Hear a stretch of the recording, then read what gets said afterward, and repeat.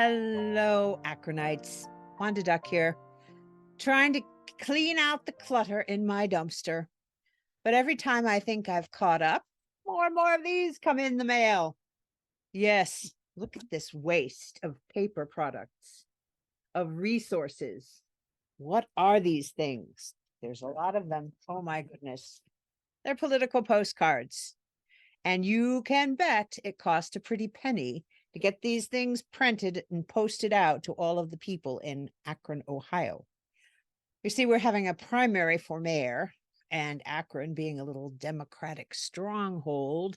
If you don't sign up for the Democratic primary, you're not going to get a chance to have a say in who's running for mayor.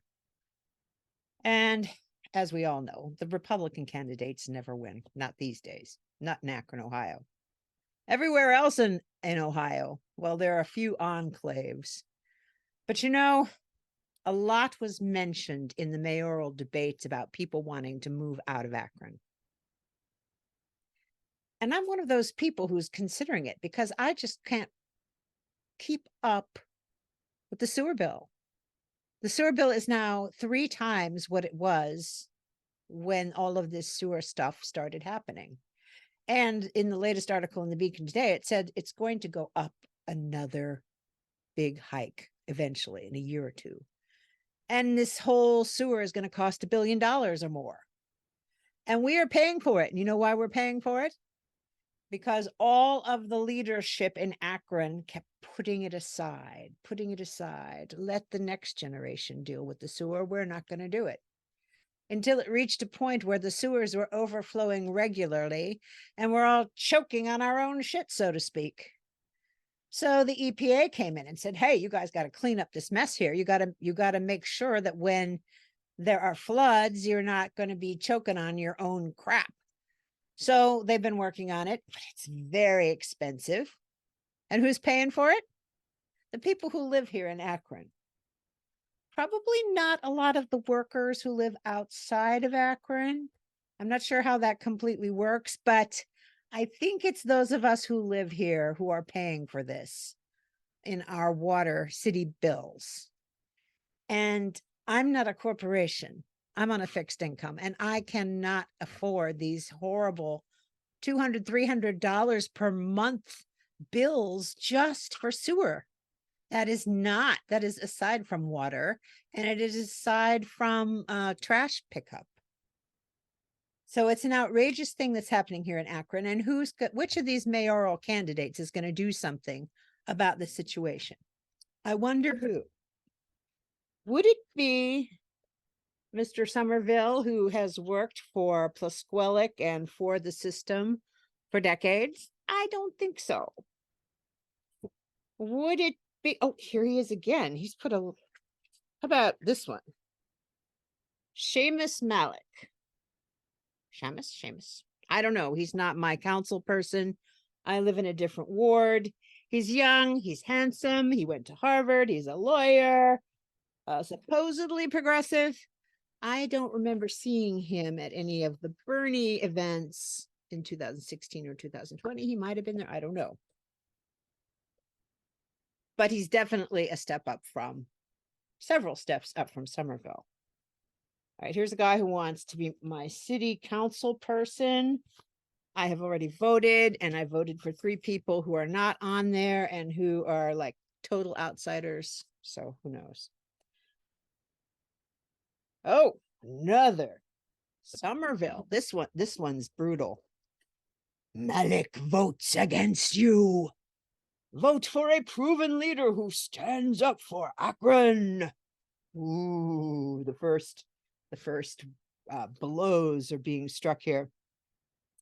How can an untested lawyer and politician with hardly a shred of management experience solve our problems with crime, housing, health, inflation, or other issues? Vote no on Malik. Well, I could ask Mr. Somerville. He's been in position of authority here in Akron for decades. Has he solved these problems yet? He's had plenty of opportunities. Oh, here, this is not a mayoral one. This is Vote Boys. I don't know if that's how you pronounce it or not.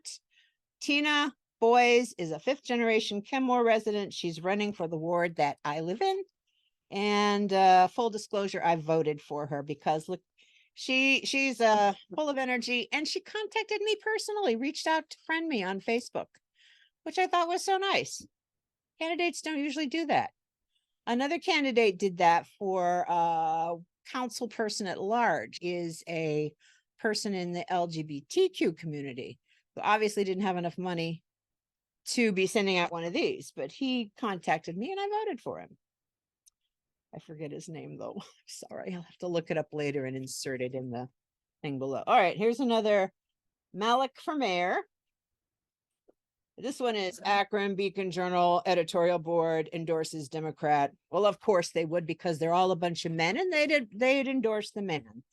But at least they didn't endorse Somerville. Here's another Tina postcard. Look at that one. That's full of color and vibrancy. She's really into the arts. I know that she worked for the Community Foundation, I think. Anyway, she's got a lot of energy, and she believes in Kenmore, so give her a shot. We all deserve to feel safe in our homes. Uh-oh, the dread safety political ad. I want you to vote for me because it's scary out there, but I'm the one who can save you and protect you. Who is wanting to save me this time? Oh, it's Mr. Somerville again. This is very old school advertising, telling people that you're going to make the neighborhood safer. That's what they all say, buddy. And you've been here, like I said, for decades. Why aren't they safe already? All right, here's another Malik one. Clearly, Somerville and Malik have the money. The Beacon Journal reported that those two have raised a whole bunch of money, and you can look up the article and find out who's donating. A lot of corporate people. I thought it was very interesting to find that every living mayor of Akron past has endorsed Somerville. They're all connected to that sewer thing. They all passed it along. So I'm voting for you, Somerville. Sorry. All right. Another Malik. And another Malik. And boys, wait a minute. I'm missing one. I had one that came in the mail. Full disclosure. I, Wendy S. Duke, the performer behind the mask, voted for Tara Mosley, sent my ballot in already, and I donated $100 to her campaign. Thank you. Oh, here's the one. Look, it's in color, but it's a fold out. It is not a postcard. And oh my goodness, her platform. Yes, with details, not bullet points like these. I mean, what do these say about people? For a safer, stronger, unified Akron, in times like this, we must make the right choice for mayor. We must realize the true safety, justice, and accountability Akron needs. The big changes I've always fought for require an urgent, lasting, lifetime commitment. We cannot settle for less. That's Marco Somerville. Okay, so he wants all these changes. Tara has these changes. Environmental and green initiatives. Working toward relocating waste management out of residential neighborhoods. Create more green space on vacant lots. Continue to support the work of the tree canopy. Protect wetlands. Cap gas and oil wells. Enforce the littering ordinance. Create an environmental justice director position. For Akron, for our citizens. Because Tara realizes that a safe, clean, sustainable environment will benefit us all. And she has thoughts on housing, economic development and job creation, plans for mental health and addiction, health and social services, parks and recreation, city school board and county collaboration plans, and the most interesting of all, the Interbelt Reparation Plan, which would find out whose property was taken from them for a price less than value and find out what that value would be today. It's a very in-depth plan.